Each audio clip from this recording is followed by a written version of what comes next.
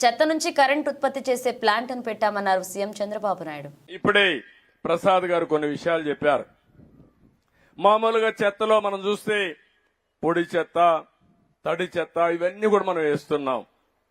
దాన్ని సెగ్రిగేట్ చేసి రీసైక్లింగ్ పంపించాల్సిన అవసరం ఉంది. అవసరమే డెబ్రీస్ మనం కొట్టి గోడలన్నీ కూడా ఇచ్చేసినప్పుడు అది ఎంత ఎత్తకపోయి రోడ్డు మీద వేస్తే ఆ రోడ్డు అంతా కూడా అధ్వానంగా ఉండే పరిస్థితి వస్తుంది. అందుకని ఇవన్నిటికి కూడా ఒక సొల్యూషన్ ఇచ్చాం, పరిష్కార మార్గం చూపించాం. స్వచ్ఛాంధ్రప్రదేశ్ స్ఫూర్తితో మనం ముందుకు పోయాం. మీరు చూస్తే వారు చల్లపల్లిలో ఓడిఎఫ్ చేశారు.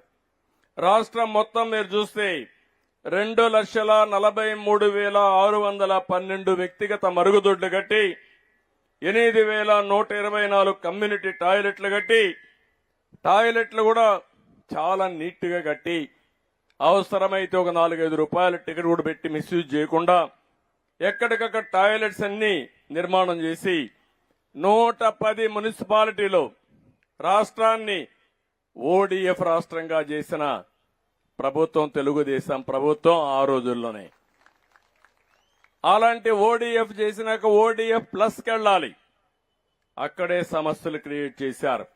ఈ రోజు ఈ విధంగా చెత్త చూస్తే రాష్ట్రం మొత్తం 85 లక్షల మెట్రిక్ టన్నులు కుప్పలు కుప్పలుగా గుట్టలు గుట్టలుగా చెత్తంతా పేరకపోయింది. నేను ఇప్పుడే మా మంత్రిని అడిగా, నారాయణ గారు ఎన్ని రోజులు పడుతుందని అడిగా. సార్ 2 ఏళ్లు పడుతుంది అన్నాడు. 2 ఏళ్లు పడితే మనం పనిచేసినట్టు కాదు. 365 రోజుల్లో మొత్తం చెత్త